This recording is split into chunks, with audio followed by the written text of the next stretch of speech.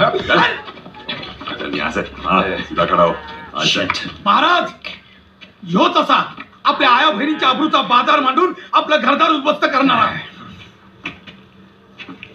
Your Majesty. Stop. Listen. You came here. I already informed you. Konkan and Maratha are our people. And if you support the Siddhis who are troubling our people, I will destroy you. And your warehouse. And your governor. वा राज, तुम्हाला बघून साक्षात थोरलं महाराज समोर आलं. नाही, आमच्या आबासाहेबांनी एवढे आम्ही महान नाही.